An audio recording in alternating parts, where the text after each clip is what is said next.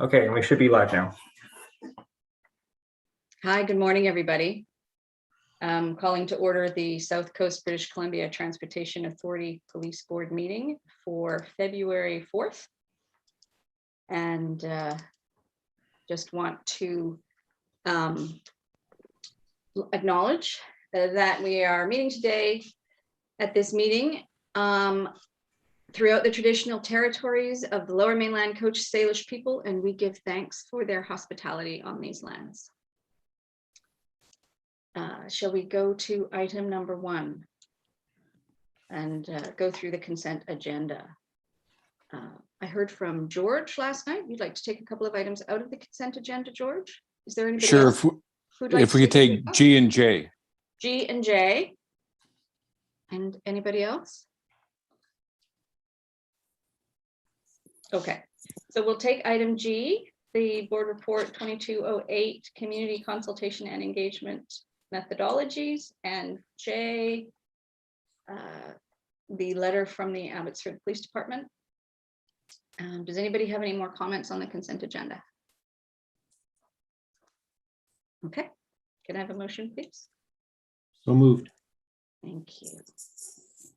Okay, so item 1.3. We can talk about those two items. George. Sure. In fact, we can probably dovetail the two items almost together. And the governance committee, when it met, had at the start of the year, had the community consultation engagement methodologies report from the chief, which was very substantial. And I think a bit of an eye opener, especially these days where we look at reports that are all about statistics and crime rates and, you know, all the detail, the minutia, but didn't want to lose sight of the fact that policing is much more than that, and the engagement work that is done by the transit police is substantial, as was pointed out in this report. You'll see it in the material that was attached, but I thought a bit of color could be given by the chief because he did a great job talking specifically around some of the engagement work that's been done with stakeholders and the community policing model. And I thought it'd be useful for the full board and others just to hear a little bit about that. And then also, Chief, maybe to speak to the letter from the Abbotsford Police Department, because again, I think it demonstrates, we didn't want to gloss over that it's more than kind of protecting the users and staff of transit. It's kind of an agency we know that's filled with compassionate people. So those are the two items. So thanks, George. Just before, I'm going to get Stephen to talk a bit on the community engagement consultation report, but I just want to remind people that we touch on 22 different communities, like where transit is operated and functions, right? So a big part of our role is making sure that we engage not only with those communities, but different segments and transit users within those communities, right? So it requires a lot of I'm going to say, concentrated efforts in that. In addition, not only to the communities, we then have our jurisdictional police partners who we try to piggyback off as well. So, Stephen, I'll get you to go through the report perhaps here as to some of the, I say the majority, this captures some, but I'm sure we've missed something on the community consultation here. So. No, absolutely. So this report arose out of a question at the governance committee meeting late last year about the new BC provincial policing standards that are coming into effect on unbiased policing and community engagement. And it's good to see that a lot of the community engagement requirements that are within the new standards are already being captured. They're already being implemented by our community engagement team, which we've had in place since 2016. So I think, as everyone at this table knows, we have Sergeant Simpkin's team. We have 6 different neighborhood police officers, and they're out every single day engaging with the local community in each of their community service areas, whether it's the Tri-Cities to Vancouver, to Surrey, to Richmond. So they each have their geographic community, and they have a large number of stakeholders within those. But they also have specific other groups that they do engage with. So if you look at Constable Hanif, he has regular communications and interaction with the Muslim community. If you look at Constable Jenny Chung, she has a lot of connections within the Korean community. Obviously, Kirk Rattray, who's our Indigenous Liaison officer now, even when he was neighborhood police officer for Broadway Commercial and East Vancouver, had a lot of different outreach and engagement with the Indigenous community. So, and constantly expanding those community connections. And that's despite the ongoing effects of the pandemic. So I think that requirement on the community policing standards, we already have very, very well covered, given that the work of that team. The other elements contained within this report are the Chiefs Community Council, which has also been in place since, I think it goes back to like 2013 or 2014. And so we have 15 different community council members. They meet with the chief and the deputy chiefs every 5 times a year, so pretty much every other month. And the feedback from those groups, they represent seniors, they represent the disabled, they represent students. They've provided a lot of really valuable feedback over the last 8 or 9 years. And really impactful feedback, I feel, because if you look at the compass cards, for instance, the fact that our text number is on the back, that was a recommendation that arose from the Chiefs Community Council.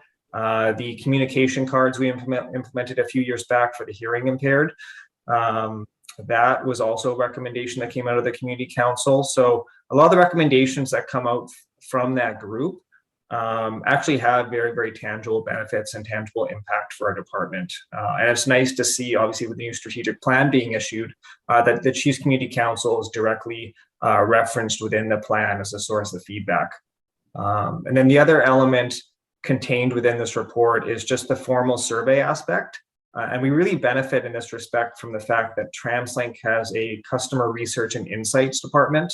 And they have staff that really work on soliciting feedback from transit riders on a regular basis. So they do these quarterly customer satisfaction surveys, and we receive that information every 3 months. That includes information on perceptions of safety and security across the transit system.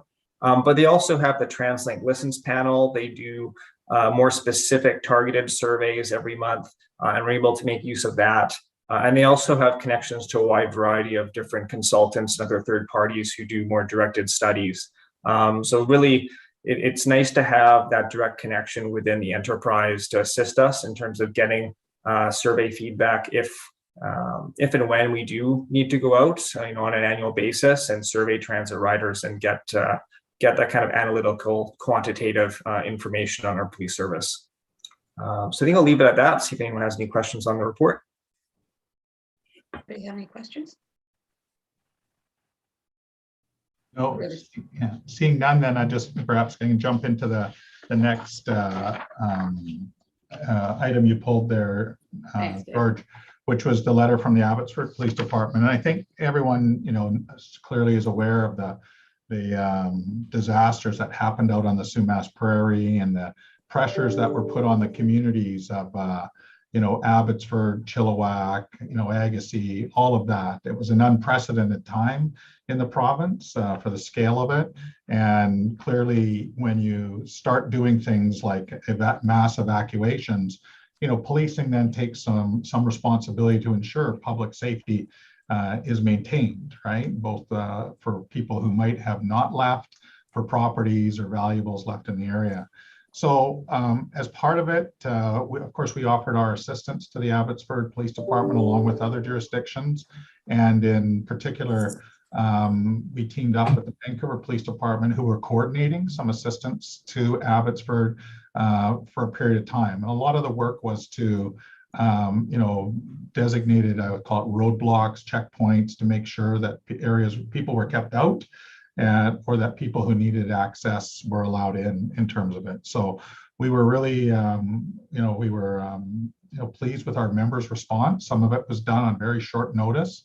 I will note, as some will be, concerned, is that it didn't affect our own ability to police here. These were additional resources that were assigned to do this. And as part of it, we go out there like anyone else who went to help, with the idea we're there to help, not to cause a burden in that. And certainly getting a letter back from this that our members were of assistance is always appreciated to see that they did well. Does anybody have any questions about that? Well, I, for one, was really proud of our team. I know how hard everybody's worked in the last 2 years, and to add additional work, just pitching in the larger parts of our community. It just really made me proud to be part of this organization. Anybody else have any comments? Yes, I just want to note one thing and you know, it turns to it too, is, you know, some people will look at it. Yeah, there are, of course, the large force, the Vancouver Police Department and the RCMP. And remember, the RCMP stretch across this province, and they have their own chat like resourcing, where they were looking at areas such as up in the Whistler Pemberton area, Highway 1, the Coquihalla, the Okanagan and Interior. And when you start to come down to it, you know, we are one of the, you know, mid-range, larger force, like, you know, middle of the range, but have resources, like, you know, up in that area. Outside of Vancouver, you start, you know, you've got the Delta, of course, and then there's Abbotsford. After that, you know, you start to see smaller agencies, right, that necessarily couldn't. So well, I think we recognize that that's where we have a number of resources that we can offer up to assist, and that becomes important on this. Yeah, we're not a small force. We're about as you say, average size, mid-range size of a force, and that we can contribute in that way and fulfill some of the part of the role of being a police service that does police such a large area. I think was great. Okay, thanks. Does anybody have any other questions about anything else in the consent agenda, since we're here anyway? Okay. So we can move on to item 2. Do we have any public delegations or written submissions? We didn't see any. Okay. Okay, item 2.1. We're going to hear from Sergeant Cheryl Simkin on an update to our actions on the Strengthening Support to Indigenous Peoples report and all of our efforts in that regard. Welcome, Sergeant Simkin. Nice to see you. Thank you, Sarah. It's nice to see you as well. Hello, everyone on the police board and the chief and the deputies and anyone that doesn't know me. My name is Cheryl Simkin. I am the sergeant and team lead of the community engagement team. So I support our Indigenous Liaison as well as our client services. So we have 2 constables that work with clients with mental health, our homeless outreach team, and our 6 neighborhood police officers. I also work cooperatively with the comms team and support them any way that I can. If you haven't seen me, you will. I am on the cover of the strategic plan. Could we please share my PowerPoint today? Thank you. And I'm going to look over to the right, so I'm going to stop my video so you don't see the side of my face the whole time.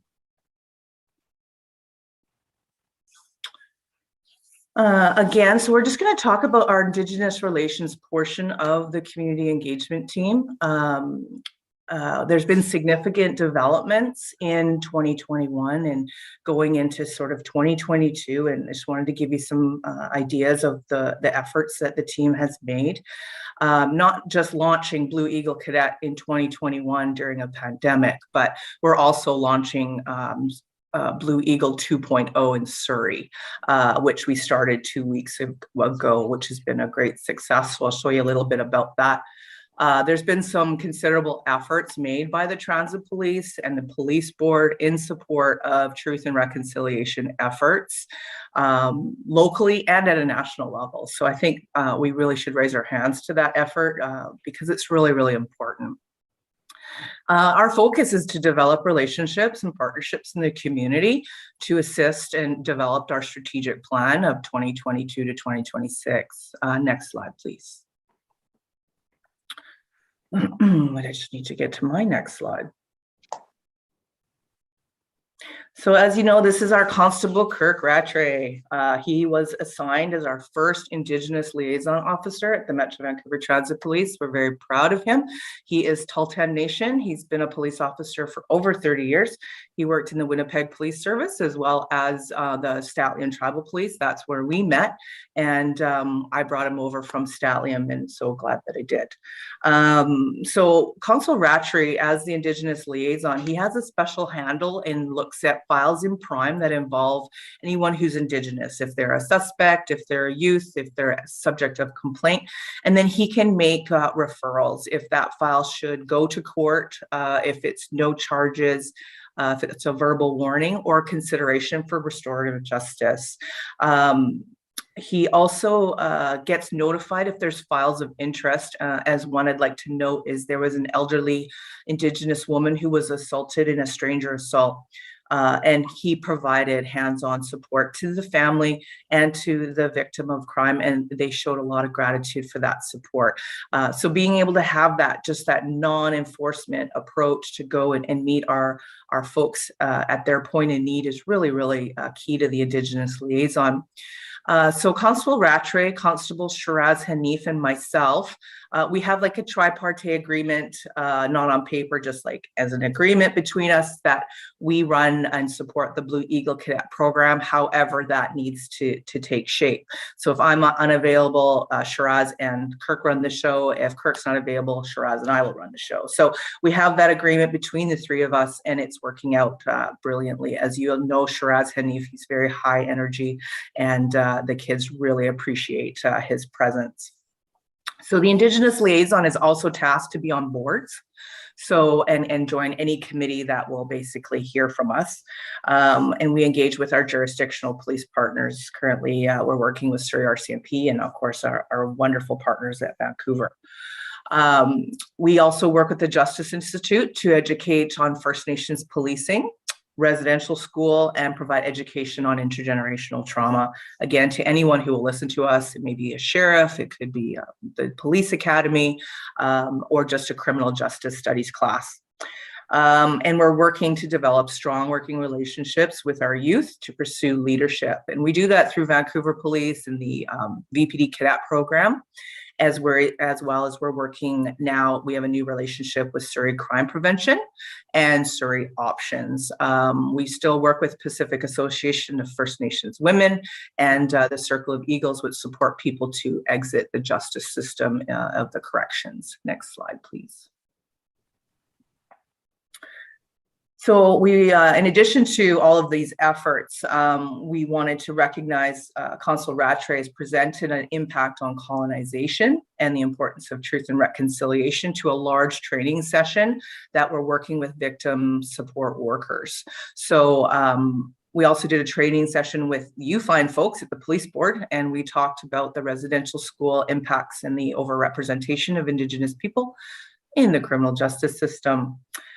We do a monthly Zoom meeting, which is on a national level with 50 different police departments that we talk about youth initiatives and trying to bring great ideas back to different provinces. They've taken a number of our ideas and we've taken a significant number of theirs. We participate annually in the Missing and Murdered Indigenous Women's March. The next one is on Valentine's Day on the downtown east side at Main and Hastings, if anyone wants to come. And the National Day of Truth and Reconciliation, the Indigenous people call it Orange Shirt Day, on September 30th.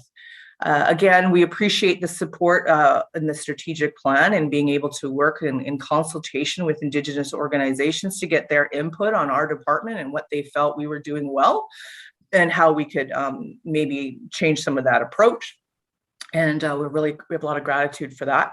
I also on the committee at TransLink upstairs, and I work closely with the Indigenous manager. Her name's Alana Simmons. She's the female in the photo of the strategic plan. So she works upstairs, and it's all about partnerships and having the same sort of lines of communication and dialogue. So I'm very grateful for that relationship that we've developed there. Next slide, please.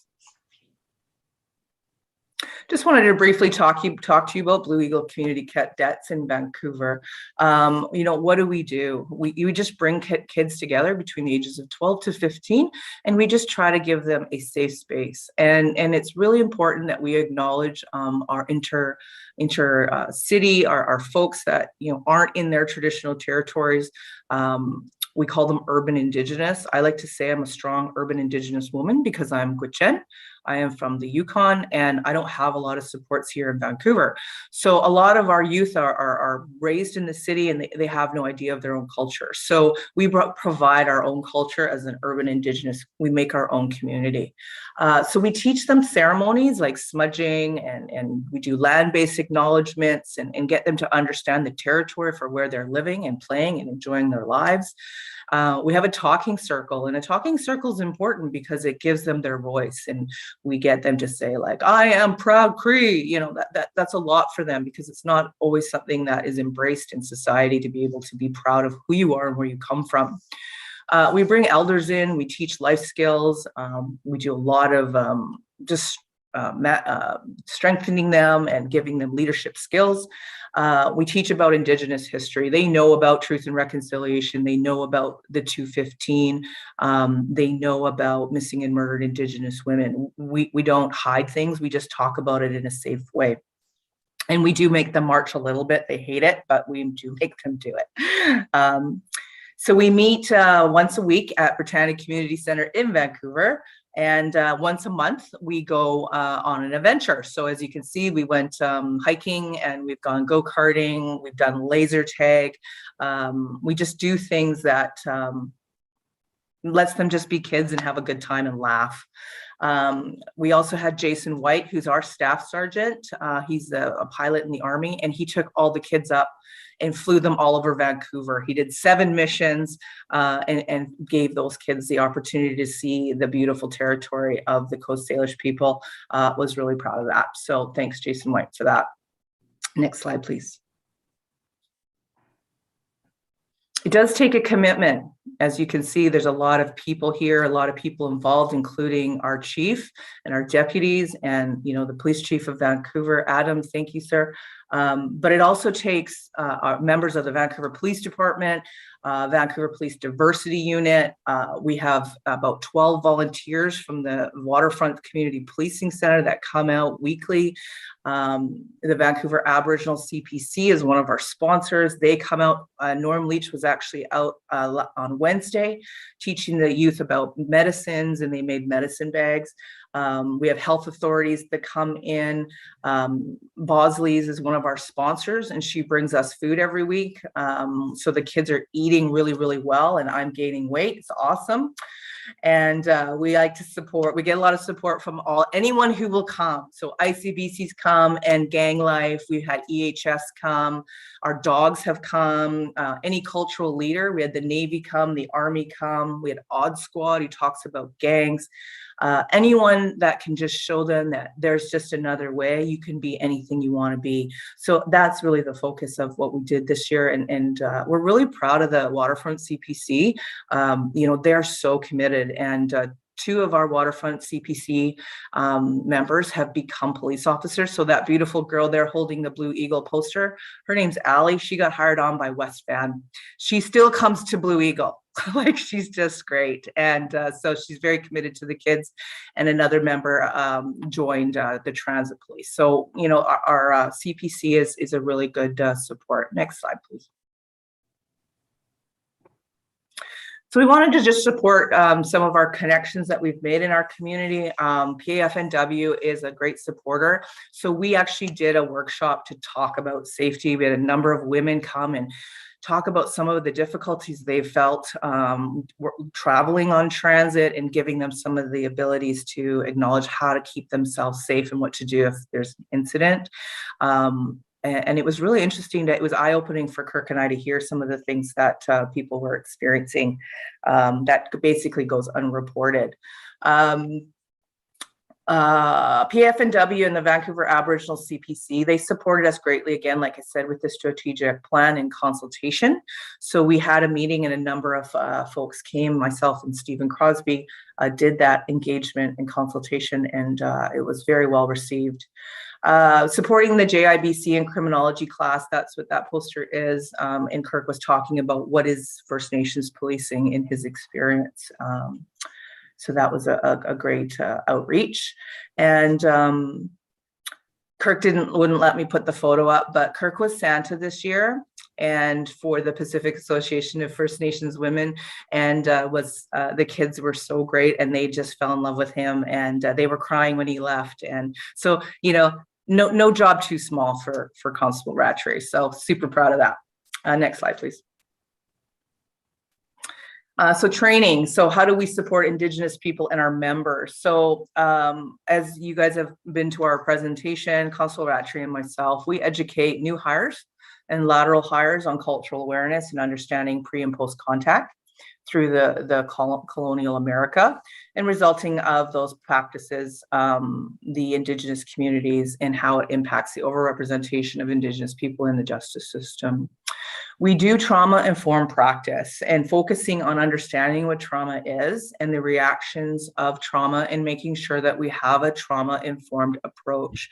Working, like I'll give you just a quick example in a Korean perspective. I have a file today where there was a Korean victim of crime and she speaks very little English. So they've reached out to us, and obviously Jenny Chung has jumped at the opportunity to translate, get a really good statement, and to support that client. And that's what our unit does, is we're there to support people in their point of need.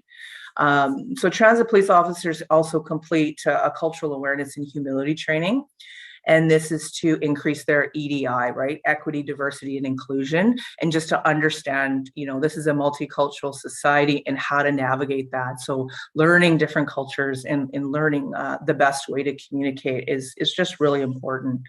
And finally, gender-based analysis plus. This is taken by anyone that's in our senior management. All of our supervisors take it, and our community engagement team took it as well. It's been put on by the Government of Canada. It's an e-learning, talks about diversity. What does it mean to be a woman? What does it mean to be a man, and your gender experiences, while we create policies, procedures, and programs that we're considering in EDI, equity, diversity, and inclusion. Again, we work with the JIBC in their training, as I already expressed. Next slide, please. So Blue Eagle 2.0, a lot of you will be just hearing about this for the first time. So 2 weeks ago, we had an open house. So we were approached by Vanessa Pike, who is a probation officer who works with the Surrey RCMP.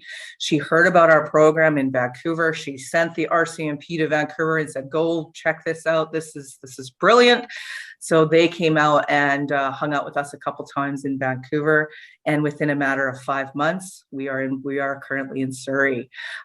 So in those 5 months, we created a number of partnerships. Surrey RCMP, we have support from the City of Surrey, the City School District. They've provided us with a gym for free. The Surrey Police Service is involved.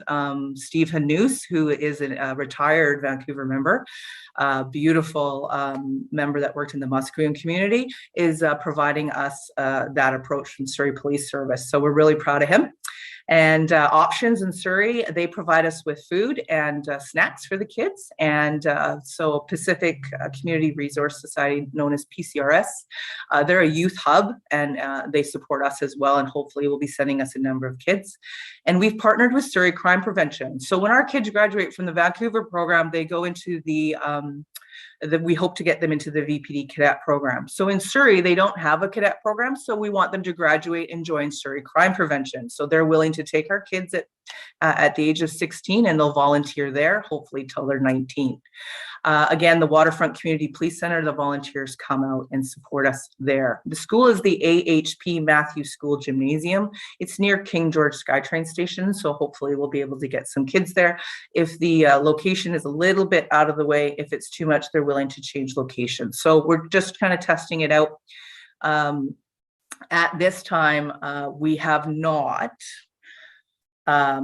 substantially acquired funding. So we do have some funding from the Transit Police to kind of get us running. So we've applied to BC Civil Forfeiture's office, Surrey Firefighters Charitable Society, the City of Surrey Initiatives Grant, Indigenous Peoples Resiliency Fund, and First Nations Health Authority. We are seeking a permanent funding source, nudge, nudge, wink, wink. And I'm hoping anyone here can provide me with an email address or somewhere I can send that can push our Blue Eagle Cadet Program 2.0 forward. As these are great programs, but they do, end of the day, cost money. Not really the everyday activities. We can manage that due to the donations that we've received, but it's more the events that we go to and the additional stuff. Like we do a camp at the end of the year. It takes 3 days. We need funding to be able to do these types of events for the kids. Next slide, please. So thank you. And that is our presentation for today. And I hope that you recognize yourselves, because you guys have been so supportive of my team. And I hear that all the time. And I'm so grateful to that. And, it takes really strong people to do this job in CET. And we make sure we put the right people in those positions that are really passionate about the community. And so again, any funding sources, you let me know. I'm here for you. I'm here to support you. So thanks for letting me share, and merci. Thank you very much, Cheryl. That was really terrific. So Sarah, I'll open it. Go ahead. Sarah, if I could, I want to thank Cheryl. I know we're in a public forum, and it's whether it's in public or private, the amount of work that her and her team, especially Cheryl herself, has put in. There's a passion for this. You can probably see it coming through in what she does, but what she's touched on is a small bit. The community engagement team does, like you hear that, there's the Waterfront Community Police Office, which is looking to expand this year to New West Station area. There are lots of things. There's Bruce Shipley and her team who deals with homelessness and outreach in certain areas that go on. So it's an important part of what we do, and it touches on that earlier part about how we not only consult with the community, but how we go out and interact with the community. So we're really fortunate and to have that type of energy and that type of commitment from Cheryl, who leads it, and the members of her team, and then I'd recognize other members who get involved and do things. There's one-offs that occur as well, sometimes just for some special family or somebody in need, where we're able to do things in terms of it. So I just want to really thank Cheryl here for all the work and effort that she does, right? Thank you, sir. You're welcome. Murray. I just thank you, Sarah. Just wanted to say thank you to Cheryl for a great presentation, and the enthusiasm that you show is really appreciated. I joined the police board in late 2017, and I can say this, that I've seen this area of Indigenous relations move substantially over that period of time. Something that I'm very pleased about. It's it's really become much more central in our focus as a board, and a very important focus. So thank you for that. I was going to ask you, you said you need funding, but you didn't mention how much funding you need annually. Do you have a budget? We're hoping for 15,000. 15,000 annually, and that's for the Surrey program. That's correct. The And budgets are separate. Our Vancouver budget is solidified. Yes. I see it. And how do you fund the Vancouver budget? We get a donation from the Vancouver Aboriginal CPC. Okay. And our department supports it, as well as Rick LaValle has another program, and he donates 5,000. I see. Okay. And how much is the Vancouver budget? About 15,000 as well? It is, yeah. I see. Okay. So it sounds like it's manageable, but it's something that, from my perspective, given the importance of these programs to getting kids off on the right track, in their lives, and recognizing that they are worthwhile and can accomplish a lot. It seems like it may be something that we should consider within even our own budget to determine if we should make a contribution on an annual basis as well. So thank you again, Cheryl. Very good. Thank you. Does anybody else have any other comments? Please, Adam.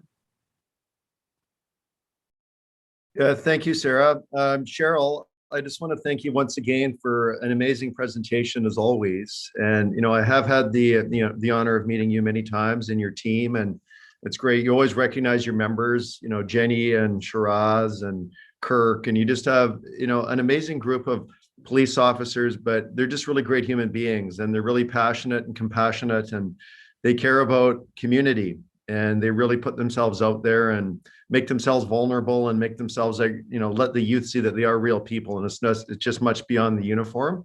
But I also want to thank you personally, because you're very, engaged with the community and so passionate about it, but it also takes good leadership to run a team like that. That's very dynamic and lots of different aspects to it, and multiple cities and jurisdictions. And you've done a great job of building up relationships in Vancouver and Surrey and with other POJ. So just really want to thank you for your leadership and everything that you do.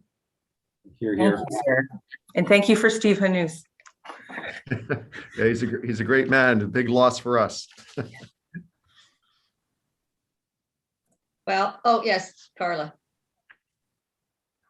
Hi. I also want to echo Cheryl. Thank you so much for all the work that you're doing. The passion really shows through. So I really appreciate it greatly. I'm interested in the Blue Eagle cadet program and how you recruit for it, and just about partnerships. So you're talking about funding, and there's a lot of great organizations that you do work with, that you're engaged with, that run these similar kinds of programs, and wondering if there's been an exploration of that. So first, about recruitment, how do kids find out about you? How do they get brought in? But then what kinds of partnerships, and do you see possibilities there in some of the agencies that you're working with regard to funding, but also just support for the work that you're doing, bringing in that expertise from the outside? Thank you, Carla. That's a really great question. So like Options as an example, they have a youth program. So we, all of the organizations that I talked about, we have a poster that goes up in all of these locations. And Miss Pike, who's probation, she engages with her clients that are not really high risk and tries to give them an alternative approach. So she says, please go to this program on Wednesdays. PCRS is a youth hub. So we engage with them. They give them posters and say, hey, we want you to go. We partner with them. We want you to go there. And then Surrey Crime Prevention as well. So any of our police officers who are on the street, for example, hanging out at Surrey Central, and they see some youth, they'll give them a brochure and say, hey, why don't you go check this out on Wednesday night? Or sorry, Thursday nights in Surrey. And so anyone, and we have a website, and we have, we're on Twitter, and we're on all social medias, and the RCMP are aware as well. So their youth officers go into the schools, and we'll start showcasing the program now that it's officially launched. And Surrey Police Service, Mike Garcia is a youth officer from Delta that's recently joined Surrey, and he has a lot of connections with youth. He's very dynamic. And so all of us, as our jobs as volunteers for the program, work with youth and are there to provide them to say, hey, this is a safe space, why don't you come check it out? And it basically grows by word of mouth. Thanks very much. Any other comments? Yeah, if I can add, one of the things I think, to be clear, the Blue Eagle program is a youth cadet program, and it has, I'm going to say, the First Nations Indigenous flavor, kind of base for it, but it isn't exclusive. If there's a youth who wants to, you don't have to be Indigenous or First Nation to be part of the program, right? I mean, the learnings, the teachings, the experiences will be based on kind of that I'll call it educational part of what's happening, but certainly to be part of the program. And I can think of some of the kids who I've met there, and somebody who was aiming to go there who wasn't able to in the end, but it was not. And so when you're hearing this, I want you to be aware that it is open for I say all cultures, and to be a diverse program. So.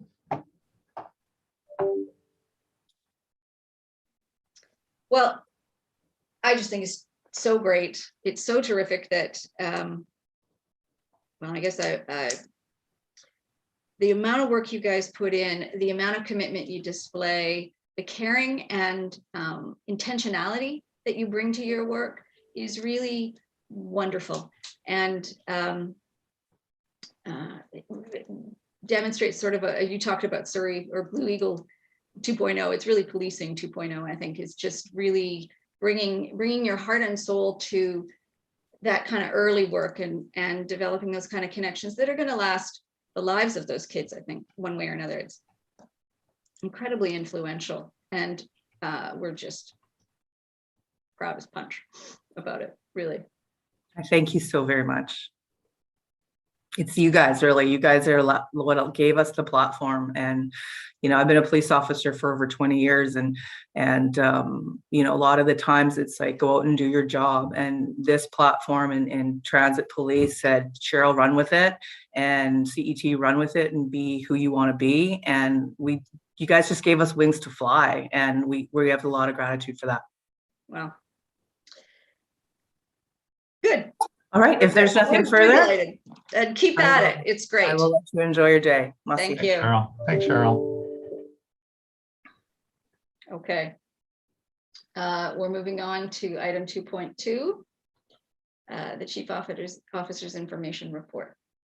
I'll let, as we've normally done here, I'm going to let Deputy Chief Ferland give the operations, and then Deputy Chief Cumberworth the admin, and then I'll comment a bit about the town hall we had. So, Anita. Good morning, everyone. I know we're tight for time, so I'm just going to give some really brief highlights on some of the excellent work that I think we've been doing on the operational side. So just a couple of examples from our squad.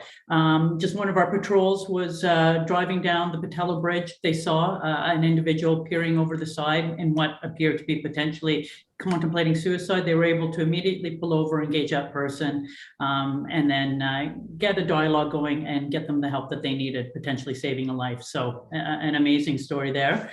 And then I just wanted to recognize a substantial couple of calls that we had on October 1st. There was a bomb threat to the Metrotown station. And right at the same time, there was also a bomb threat and a subject with a gun call to the Metrotown Mall. And I just wanted to recognize the C and D squads of transit police who were able to work in cooperation with our partners at Burnaby to help to evacuate both those areas and just provide the safety, which was a substantive call. And then we were able to also attend the debriefs there and really get some great knowledge from that experience. So kudos there. And just in my short time in operations, but just reviewing kind of the files over the last few months, I've really noticed an increase in the collaboration between our squads and our specialized units within internally, and I think that really is showing great leadership on our specialized squads, and just the collaborative effort and learning from our squads over to our specialized units and back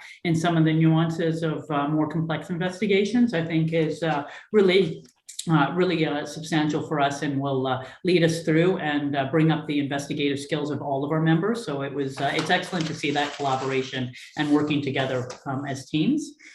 As you know, we have the Tactical Mobile Enforcement Team.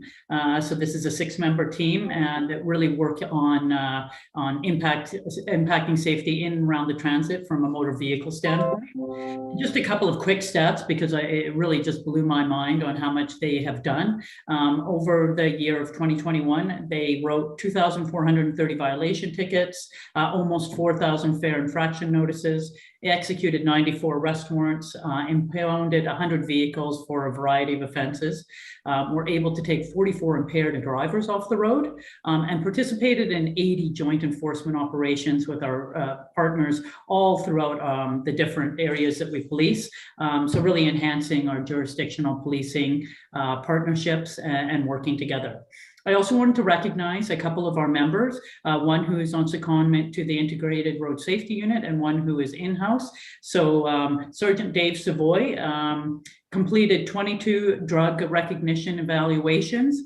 So that's persons who are impaired by either by some sort of drug and they need a specialized evaluation done. And Nicole Dennis had 15 of those. So again, specialization within transit police that most people wouldn't think, but again, taking impaired drivers off the road, and many of those are in and around our transit system and our bus fleet. So great work there. Into our general investigation section. So we've had 71 files. We also had 4 detectives loaned, 2 to the Integrated Homicide Investigative Team and 2 to the Vancouver Police Department, and that was in the spring due to increased violence. We still have 1 member with VPD and 1 member with IHIT. And again, just gaining substantial experience in these type of really long-term and complex investigations, and then they bring that knowledge back and are able to share it with our own members. So again, enhancing that collaboration and the learning throughout our agency. And I'd like to point out that they've had a 92% solve rate, so that's excellent. And right now, a notable file that I'm sure Chief Palmer is well aware of is our General Investigations Unit is working collaboratively with our partners at VPD on this bus glass breaking incident that's been going on for the last couple of weeks. So again, great partnership there, and we continue to just have really good support with our JPDs and being able to work together on these files. Over to the community engagement team. I'm not going to say much because I think Cheryl's stolen my thunder on everything, and her presentation was so excellent and really does show the level of commitment that all of the members of that team have. And I know the chief and I were able to attend the open house for the Surrey Blue Eagle Cadet Program, and amazing community support as well. So that was excellent to see all these different agencies participating there, the different police agencies and also the social agencies. So excellent to see there. And Cheryl also stole my thunder about our 2 CPC volunteers being hired on as police officers.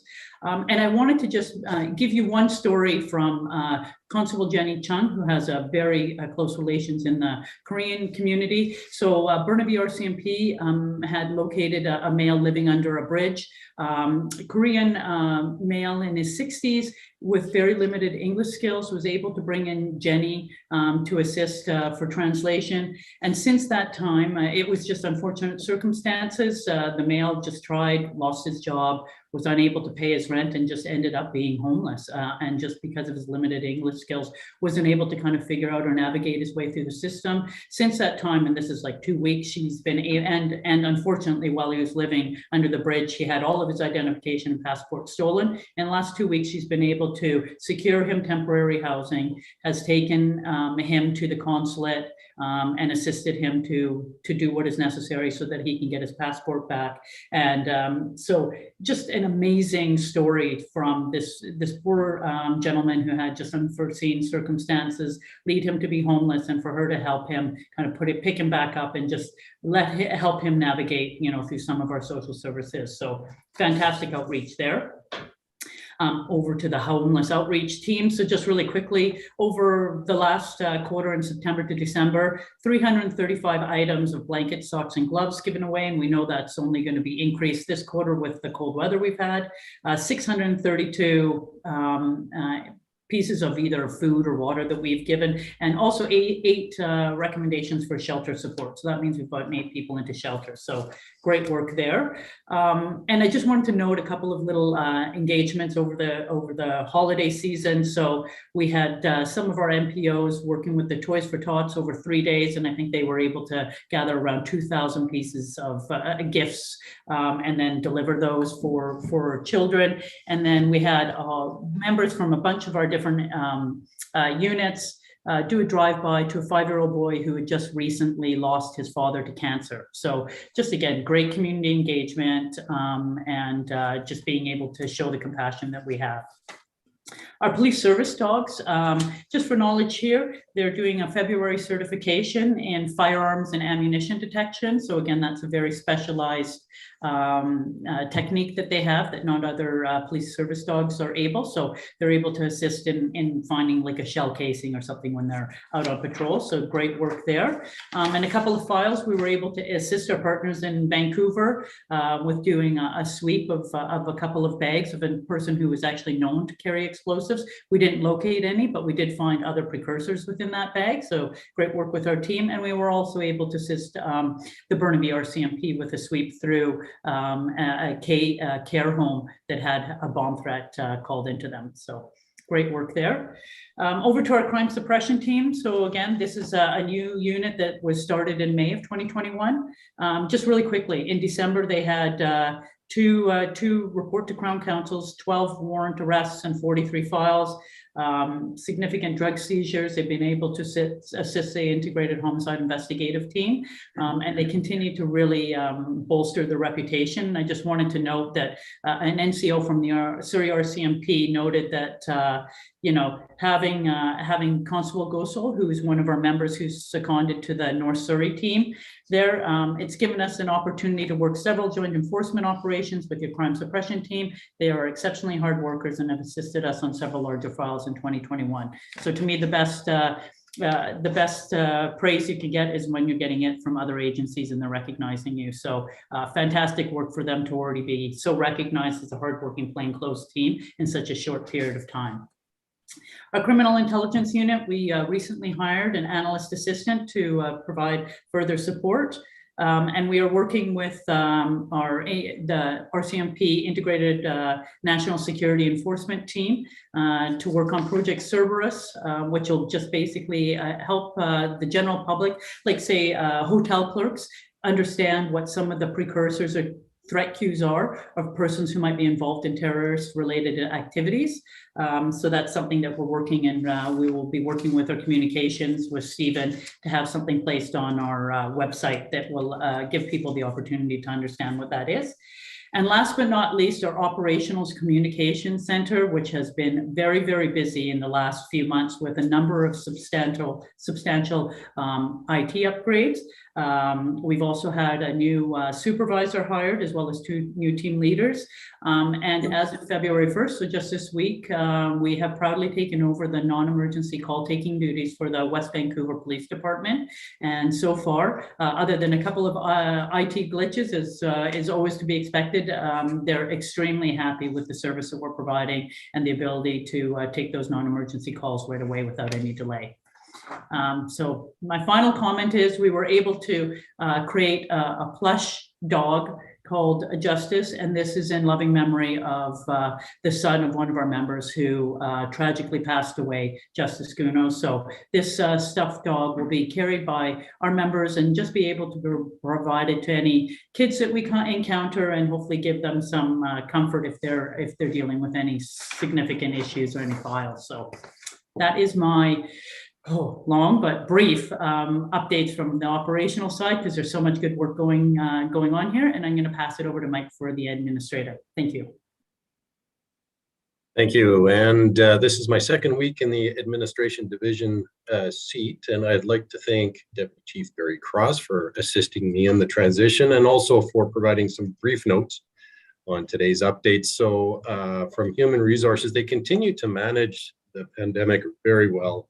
And in particular, the Omicron variant, we still encourage people, especially our civilian staff, to work from home where possible to limit spread.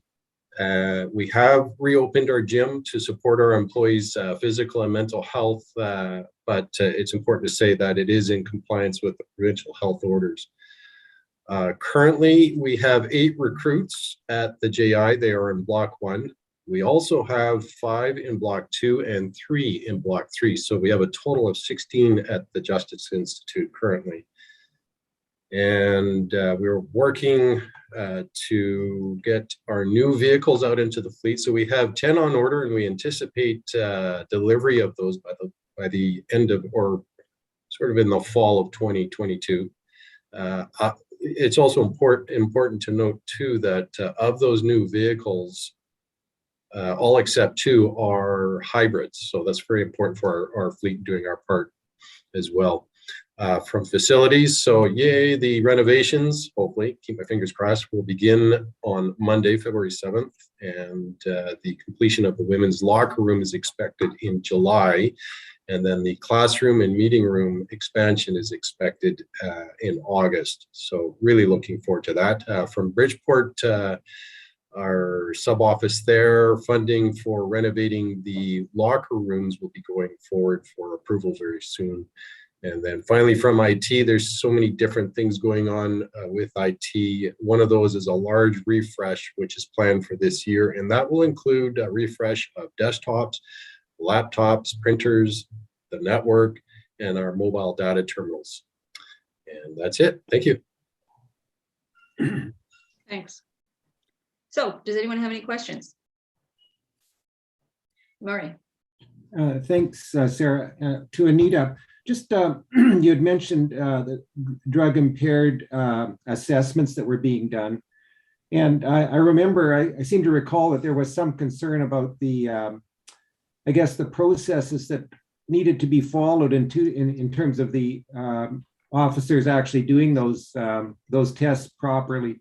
And I'm wondering, is the experience with the process working, or is there anything that the board can advocate on your behalf to assist in ensuring that that the drug impairment side of policing is made efficient and effective? So to become a drug recognition expert is quite an extensive course and training before you're actually even able to go out and do these type of evaluations. So Dave Savoy, who has been a long-term DRE member, as well as now Nicole Downes, I think has about 2 years in. And we have just had one other member of our TMET team who has just undergone this training. So there is quite a bit of oversight and training with the specific DRE program, as well. Sergeant, one of our mentors, Constable Paul Milne, who's here, is also very well versed in this program. So he also reviews any of the DRE evaluations that come in. He's also there to assist our members, and I think that's where maybe some of the issues may have been, is with our members with, say, standardized field sobriety testing or some of the 24-hour prohibitions. So we do have some subject matter experts here in drug and alcohol impairment who are able to provide that expertise to the constables on the squad and some of the nuances of those investigations. Right. Well, I guess as I recall, it was that, excuse me, that field sobriety side of things that appeared to be fairly complicated and difficult to administer. And I'm wondering, is the province monitoring and looking to assist in ensuring that they're as simple as possible while being effective?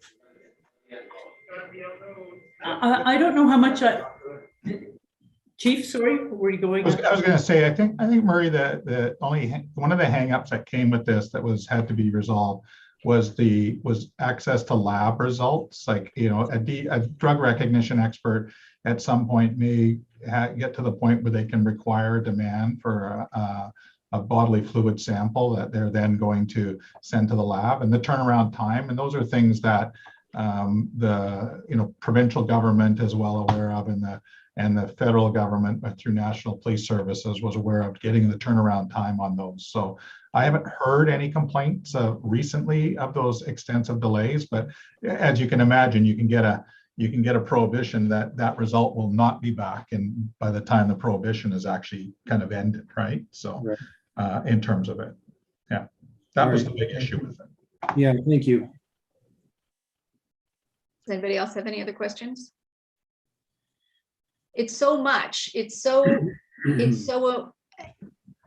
just feels like the folks are so busy. They're so engaged. There's so many different things going on. And, hearing news like the number of people being pulled off the road who are impaired, saving, people who are having mental health struggles, that kind of work is really kind of at the core, in addition to all of the partnerships and secondments that are going on. The place really seems to be just working so hard, and in the middle of the pandemic, in the middle of the weather, with just everything that's piling onto our folks, for them to be continually so dedicated and so effective is terrific. And I just want to express our thanks for that. And I know I sound like a bit of a cheerleader this time around, but really is great to see the amount and variety and effectiveness of the work that's being done. So thank you, everybody. Yes, it's Maureen here. I don't have a question. I just have a comment.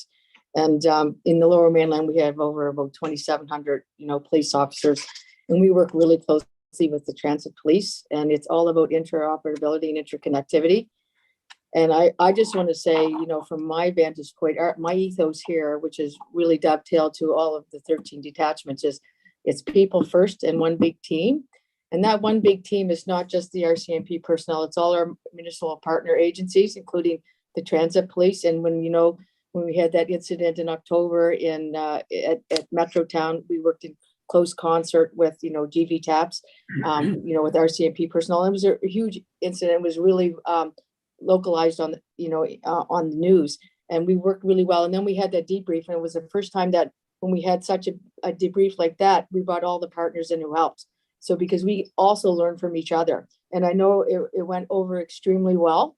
And I know that when we were with the Lower Mainland gang violence, Dave and his team is just what do you need, how can we help? And it wasn't, oh no, I'll get back to you. It was, yeah, you've got 2 members for your integrated homicide investigative team, because we were on a road to a record of unprecedented homicides last year, and they were abated. They were also abated with, our CFSEU, but also we also had to take care of our members as well, because they were burning out. And, Dave and his team, brought people in. They worked very effectively. They got to see, what IHIT does on a daily basis. We still have one. Dave Savoy is a member of the RCMP. He's the drug recognition expert. So we're all here to learn from each other. And it is, transit police are doing a phenomenal job. And, I'm really pleased, not just to be on this board, but to be able to work in close concert, because I know if I need something, whether it's, the elderly gentleman that was under the Burnaby bridge that needed help, and we need to get your assistance, then we will gladly reach out. So it's all the great networking and relationship building, which really makes us all focus towards a greater good, which is public safety. And it doesn't matter who gets the credit, but that's what our focus is. And it's really a privilege to work with the transit police. And I'll just leave it there. I think it really demonstrates how much learning the policing community has done in the last 10 to 20 years, and the amount of interconnectedness and the continually building the relationships at all levels of all of the organizations that really benefits the entire community. It's more effective policing across the region when there's these webs of interconnectedness and knowledge and experience and sharing that's happening. And it's just really, I think, really important that this continue, and it's good to see it, and it's good to see that it's building. And it's nice to know that as a regional and supplemental police service, that we have these kind of relationships and can kind of in some ways be a bit of a nexus, in that people can move from one agency and get to know people across the different agencies. And you see it in the results when, as you say, you're making some of the difficult things that are happening in the community better and keeping people safe. It's good. I think what we've come to realize, and I'll maybe just comment, I won't go into it because we're getting behind here on time, but it really is that whole idea of what just the growth in our next, as we saw in the TransLink 2050 plan, is that transit, it plays a big part in the growth of this region and how things are changing in the region, from highways to transit, right? From building parking stalls to building near transit, right? Building communities right on top of transit within cities and stuff like that. So we have a lot of opportunity to adapt and grow and work together with a lot of people. So, and agencies and communities as they're coming. You can only look at, the areas of Lougheed, Metrotown, what will be a huge thing in Oak Ridge and Vancouver, what's going on in Surrey. These are all driven by transit. In fact, I would say to you that we're already in discussions with Langley, who wants to partner like now, and they're set to get Surrey Langley in 2028, right? So, but they are 6 years ahead, wanting to make sure that those partnerships are established already. The last thing before I'm going, I'll just say to you is, you were provided a set of slides as part of this package. What those slides were from is, you may have heard our own communications is, we hold 2 town halls a year, and one in the spring and one in the fall, or early here. And that is designed where we meet with our members, right? We do it virtually. Unfortunately, now we like to get them together, but we hold a couple sessions and we sit down and we talk to them about, it's a discussion about what's happening. We try to recognize certain, things so that people are aware. One, that's happening throughout. As you can imagine, I sometimes hear things at Cheryl today, even there's a couple, I say nice surprises, right? Because of things. And then at the same opportunity, there's an opportunity for dialogue. So this case, you'll see a big part of it was rolling out the strategic plan, talking to them, showing that I think those key performance indicators, I really like that one slide that Stephen had put together that talked about what are some of our key performance indicators and how they can be part of it. So just so you're aware, that's part of our internal communications plan as well. Aside from lots of other things that we do, are these town hall sessions, and they're very well attended, and staff have the opportunity to ask for feedback or provide feedback, ask questions, and do it as part of it. and I'll leave it at that. But that's just a taste I sent to Sarah as to what we were presenting to our employees. Yeah. Any other questions or comments? Okay, thank you. So we will move on. We're quite substantially behind now. So let's move to item 2.3. Stephen, I think this is yours. Yeah, it's a nice actually segue from the chief. So, after all the work we've put into developing the strategic plan over the last 2 years, I have to say it's very exciting to be rolling it out to staff and also the public at the moment. So the plan was submitted to the Ministry of Public Safety back in December of last year, following the last board meeting. It has been posted on our website, and we've started to post about it on social media. As the chief alluded to, we held 2 virtual town halls on January 25th and 27th. And that really provided the opportunity for the chief and myself to speak about the plan elements, and particularly with some emphasis on some of those new KPIs that we're going to be tracking and reporting on moving forward. So some of the KPIs have rolled forward from the previous plan, and I have staff already familiar with those. We also have some new KPIs in terms of referrals to social services providers, mental health interventions, more comprehensive employee diversity by rank. So it was a good opportunity to cover off some of those elements of the plan. I have had some follow-up since then from individual officers wanting to discuss specific elements of the plan, and that's very good to see. So the chief was also able to provide a similar presentation to TransLink directors and managers just this week at their own town hall. And the plan is certainly drawing interest from the TransLink enterprise as well. I've already received one request to present to one TransLink department in a couple of weeks to go into a little bit more specifics about some of the pillars and some of the actions contained within. I'd say generally the comments I'm getting is there's a lot of interest in terms of the emphasis on community engagement and partnerships. There's been good feedback on the design of the plan, and George will appreciate that I did get several kudos on embedding the transit map within the document, so people appreciated seeing that. And then also comments about how existing initiatives that officers are involved in right now are well supported by the cross-regional policing pillar. So really good positive feedback on that front. The plan has been distributed to our community partners, all the partners who participated in consultation. That includes the Chiefs Community Council. I did receive one email from one community council member who really appreciated the fact that the feedback she gave in the consultation session we have was reflected in actual plan content. She could see the changes that were made as a result of those conversations. And then I had another phone call from another community council member actually just yesterday talking about ways that the community council can support the plan, obviously, as we're now into 2022. And the community council will be meeting in, I think, 11 days from now. So we'll be having more discussions about the plan at that time.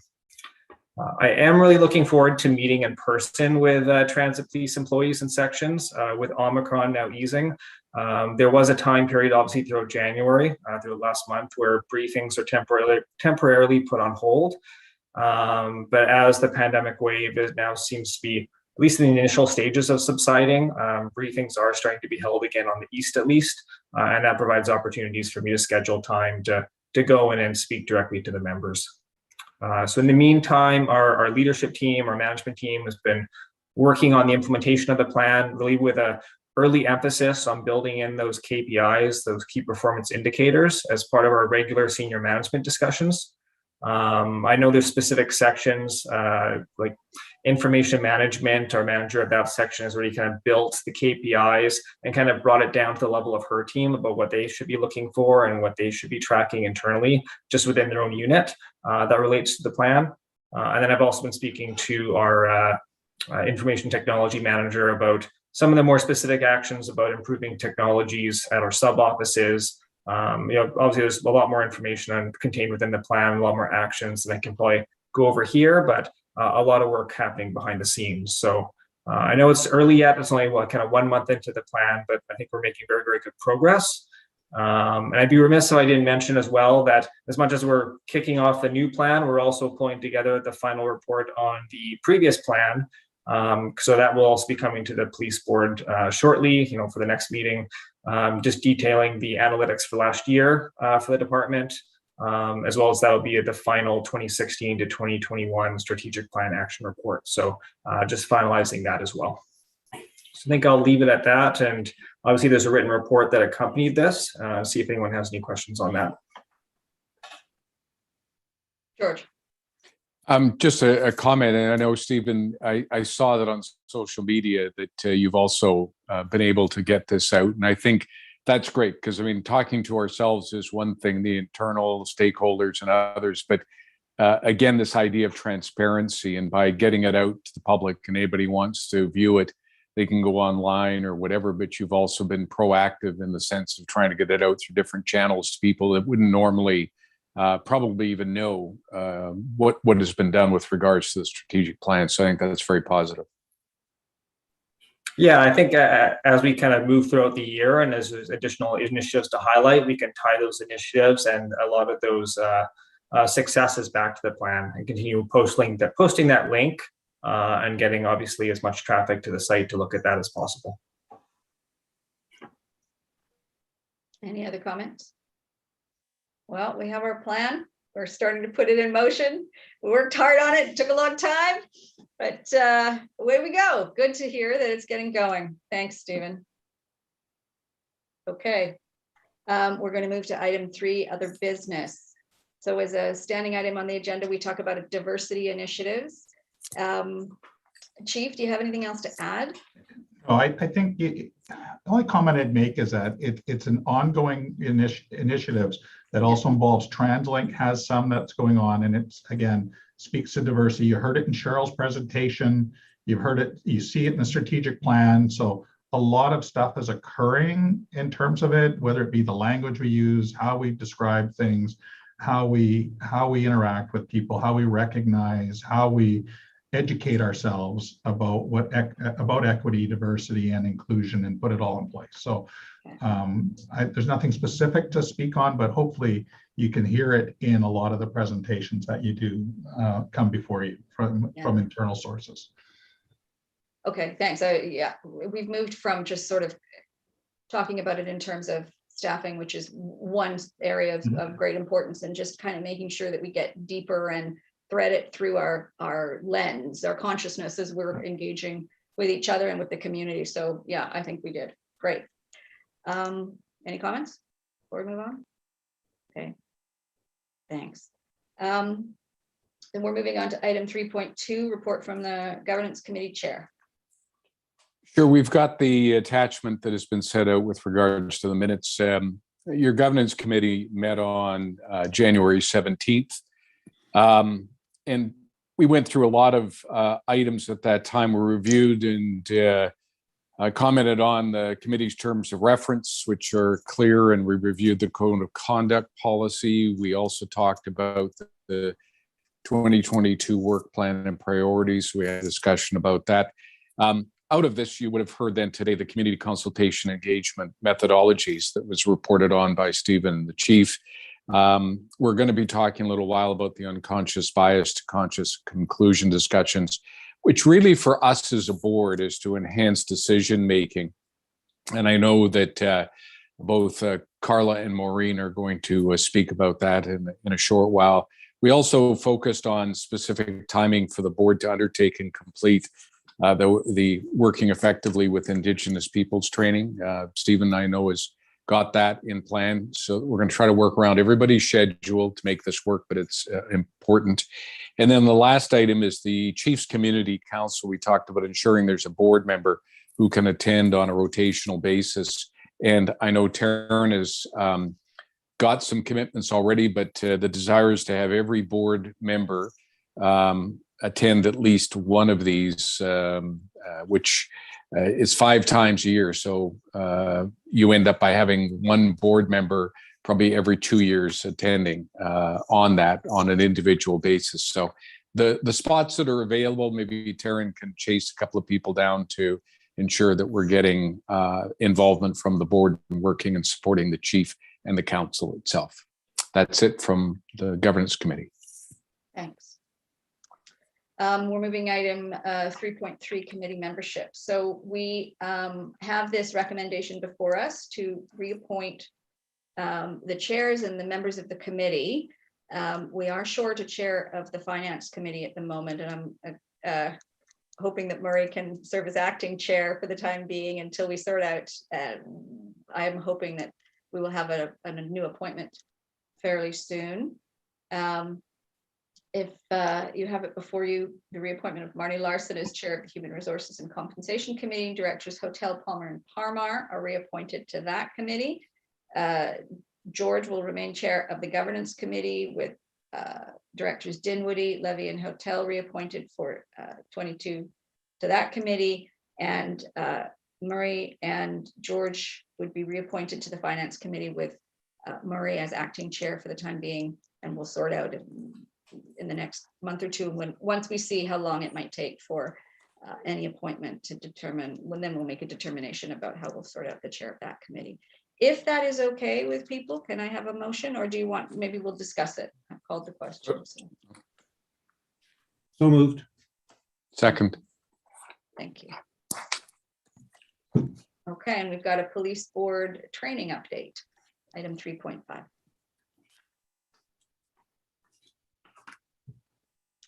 Yeah, I'll go first and then I'll let Carla jump in. So Carla and I had some discussions relative to the police board training, for unconscious bias. We always want to seek to understand and embrace others and what their thought process is. Because I know when everybody's at the table and they're all valued and heard, you're going to have better outcomes. And you don't know what you don't know. And I have unconscious bias, and I feel like I'm a good person, but you know what? I still have unconscious bias. So when Carla and I were talking, we thought it would be like a double hit. I don't know, but we do a short online course that's not too cumbersome, but it's effective. And then just bring a speaker in and be a moderator. And so they just walk us through it. So Carla had found there's this company, it's called Alden Habicon, and it's inclusive excellence and strategy solutions. And they have a course on unconscious bias, and they've done this type of training for board or committees. It defines unconscious bias, identifies impact of unconscious bias in the workplace, and what would be derived from that would be decisions, obviously. Identify and use strategies for disrupting or reducing unconscious bias. So we just want to throw that out to the table. That may be a very good option. So not too onerous, but really informative and also interactive is a big thing, because that's where you can. I think that's the key to the kingdom for me anyway. When I go on to leadership seminars, that dialogue between and open and honest, and it just changes the way you think, which is a good thing. And when would that be, and how is it going to be offered? We haven't. I haven't explored that yet. We just wanted to bring it to the board, and we can certainly do some more follow up. And I apologize, because I had a meeting with Carla shortly thereafter I think it was on the 18th, and then I didn't send the email out to until this week, because I did not push the send button. So my bad. But we can certainly do further follow up. Okay. Yeah. I think that kind of training is really, really important, because that's the stuff that can trip us up all the time. Yeah. It's just our own kind of, a little bit of insight and self-awareness about where we might have assumptions we don't know we have. So I think that's really helpful. One of the things we discussed with governance was that, just we're all very time starved. So maybe a 5-hour training on a Saturday is not going to work for, for the board, but that Maureen had identified, there's lots of, and I'm sure you've all seen them and done some. They self-directed, they're short, but they're kind of continual education. And we think that it's important that this become, a regular agenda item, that we're talking about our own training, whether we're bringing initiatives that we're doing in our own organizations, and we say, hey, I just was engaged in some training here, just as it's a constant topic, it's a constant agenda item, so that we're not, we have one bit of training that we do and then it's done and we kind of forget about it. Making what's unconscious conscious is an ongoing process for, so and Alden's group that Maureen referenced, he's a senior advisor to UBC. He's done extensive work in public and private sector with regards to EDI trainings, strategic, development and a variety of different kinds of presentations and can kind of tailor make. He's done a number of the boards for different public sort of post-secondary institutions and their senior management teams. So it's just a suggestion. It could be, a route that we want to take to kind of tailor make a specific training for this particular board. I think that's what caught my attention when I did some of his training in November, was that he was very much tuned into what does this organization need, where is it at? And so, those are some ideas that we want to bring forward for thought. And we didn't, Sarah, identify here's when it is. It would be a tailor-made, sort of specific initiative with Alden's group, but there's a lot of other, opportunities there. But I think as the undergirding is that we just want it to be, it's a regular agenda. It's something that we're talking about, whether we're bringing our own experiences, whether we're, even if it's a, 10, 15-minute conversation in regular board meetings where we're, it's on the table. And it's not something that we do our training in and then we're done and we, consider ourselves checked. Okay, George, and then Murray. Just to follow up, and thanks to Maureen and Carla for doing this, because we discussed this in the governance committee, and it really has been discussed here, is just to try to bring it forward for the start of, does the board itself wish to do this? If so, what I'd like to recommend is we bring it back to the governance committee. We look at the Inclusive Excellence Strategy Solutions team that does this work, and maybe a couple of other providers, so that we're looking at different organizations that can provide this, get some costs, and bring it back to the board. And we recognize that the Indigenous training is already being scheduled for the first kind of part of this year. I think our goal is to get this done a little bit later in the year. But again, if we don't set dates for this, it's not going to get done. And if we all agree as a board that this is something we want to accomplish around good governance on this board in 2022, then I think your governance committee can kind of bring together some recommendations for final approval by the board, and we can establish this in a way that works for everybody. So that would be my recommendation. The motion that we'd like to make, I think, out of this is to bring it back to the governance committee for finalization of some of the details, that we can then make a final recommendation back to the board. So, and then Murray might have some thoughts too. Murray?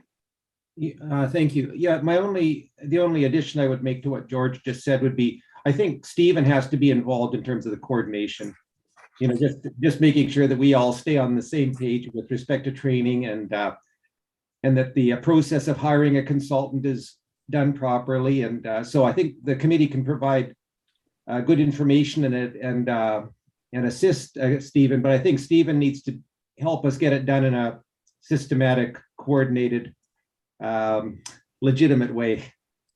Okay. Yeah, I can work with Taryn in terms of a schedule to bring forward to the governance committee. Obviously, we have the Indigenous training upcoming that I'll be emailing the board about shortly.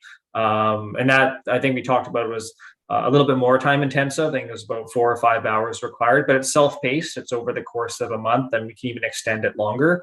So I think get that out of the way, but then look at scheduling training where maybe it's like 1 or 2 hours every single quarter, but it's consistent throughout the year. I think is what we're looking at moving forward.